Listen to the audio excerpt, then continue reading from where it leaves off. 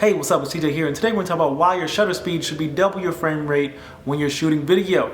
By the end of this video, hopefully you'll be more familiar with shutter speed and you'll know how to adjust it in certain situations in regard to your frame rate. So I was that guy who used to use shutter speed in the same way that I used it in photography. It is not the same. This was a long time ago before I started really getting familiar with my craft and wanting to know why my footage didn't look like I wanted it to look. So before we get started, if you like any of these tips or anything that I've posted so far, if you have any suggestions, let me know in the comments below and just go ahead and leave a like on this video. So I'm making this video for a couple of reasons. One, I want to update a video I did a while ago, just refresh it, make it a little bit better, and talk a little bit more in depth about shutter speed and frame rate. And the second reason why I'm making this video is because this is a question that I get asked all the time. So first we gotta start off with what is frames per second, or FPS, on your camera. So when you're shooting video, FPS is basically the frames per second. So your camera is doing something a little bit different when you're shooting video than it does when you're shooting photography. It uses electronic shutter to capture each frame. And FPS is basically how many frames that your camera is capturing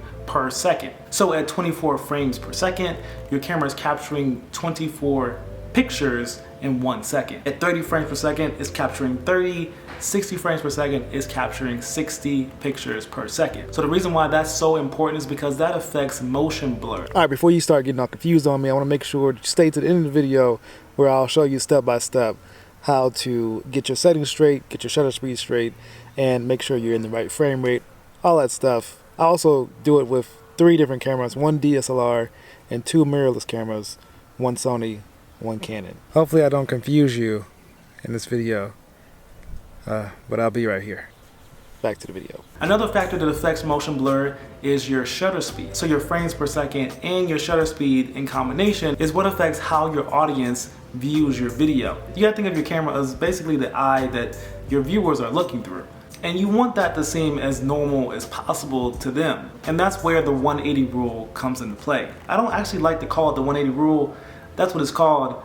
But I don't like to call it that because there's another 180 rule. But let's just say the 180 rule means you need to double your frame rate, or your shutter speed needs to be 2 times your frame rate. And this is done to just make sure that things look as normal as possible to the viewer. So what should your shutter speed be at 24, 25, 23.98, 29.97, or 30 frames per second? It should be double, or as close to double as you can get to. If you're shooting at 24 frames per second, your shutter speed should be at 1/48. If you're shooting at 25 frames per second, your shutter speed should be at 1/50. And if you're shooting at 30 frames per second, your shutter speed should be 1/60, or 1/60th, however you want to say it. Now this may trip you up if your camera's shutter speed doesn't go to the exact double of your frame rate. If you're shooting at 24 frames per second and you happen to only be able to go to 1/50th of a second, that's okay. Now, why is this motion blur thing important? You just want to make sure that everything just looks natural. When you look at things with your normal eyes, things move at a certain rate. And this is what looks and feels as closest to what we see on a natural,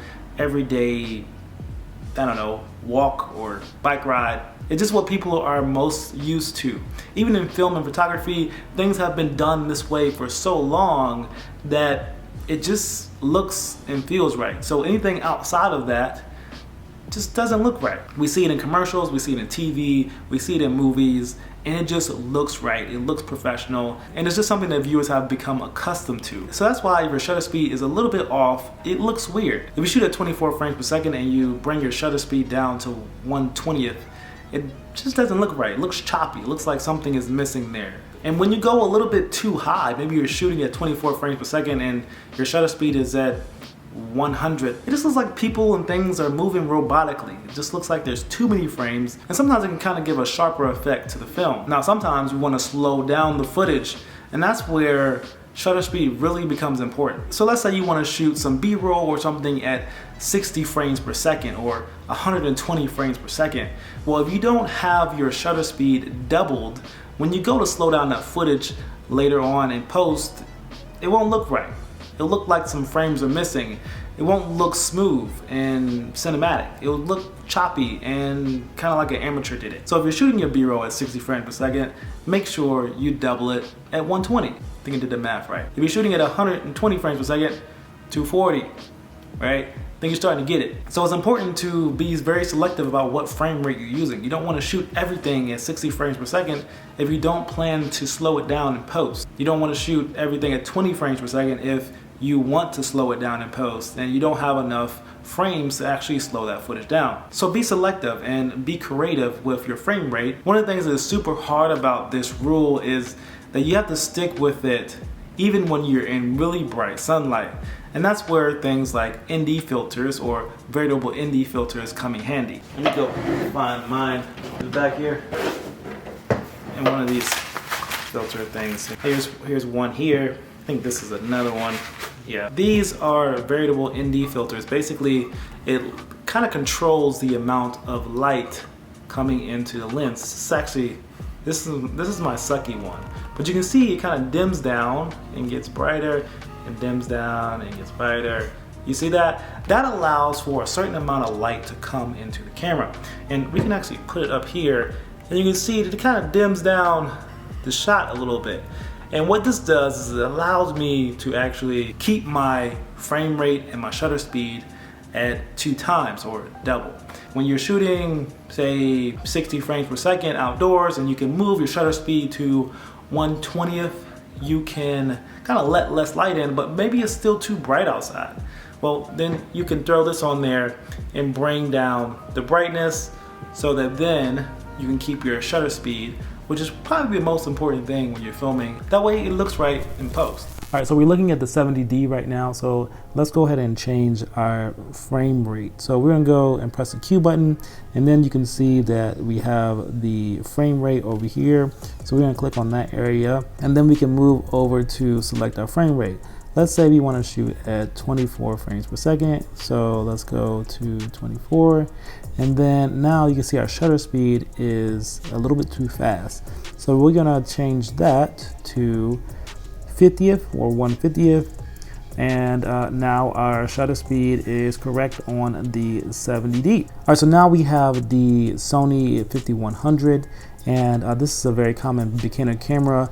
What you want to make sure you're doing is make sure you are in manual mode. I didn't show you actually how to get into manual mode for the 70D, but basically you just turn this dial. You're going to change this by I have to actually click that down and change that to manual mode, and then you're in manual mode. It's a little bit different on the A5100 because it takes a little bit longer to get to it. There's no dials up here for you to just change your mode. So what you have to do is actually go in here to the menu button, and you go to camera settings, go over to that. Your shoot mode is in manual exposure right now, but basically you can go through here and select which mode you want to be. You can be in manual exposure, you can be in film or movie, you can be in auto exposure, but you want to be in film or movie or in manual exposure. So we're going to go into movie mode. We're going to change this to manual exposure. And now we can change all of our settings, right? Also on the A5100, it's a little bit different to change our frame rate. So we're gonna go to menu again, and we're gonna go to camera settings. And here is where you can change which recording setting you are in. So depending on your file format, you're gonna have different options. But we're gonna go to the highest quality, which is XAVCS, and then we're going to go down to recording settings, and we can select here 60 frames per second, 30 frames per second, or 24. Let's go ahead to 60 frames per second so you can just see how that looks. And then just going to tap this button here to get back to the screen. And then all we do from here is, you see we're at 1/50th of a second. We just scroll this over to 1/25th, and we are set to go. Next up is the M50. So with the M50, it's a little bit different than the 70D. You can see the dials are on different sides. So the dials on that side, the dial is on this side on this one. So you want to make sure you change this to either movie, or just go ahead and change it to manual mode depending on what you're doing. So let's change that to movie, and we'll turn this on. So let's go to menu real quick, and let's go to shoot settings. You may not be able to see that, so let's bring All right, ISO down just a little bit so you can see that. All right, so you can select your recording settings. So we are in, let's see. So we are in our movie recording quality. So you go there and you can select what quality you want to be in. So right now we are in full HD 29.97, and you can change that by going to these different settings here. So let's just select 4K 23.98. I'm going to tap the shutter button to go back to the main screen. So now we can see that we are in 4K 23.98 frames per second. We need to make sure that we are in manual mode though. It seems like this is in auto.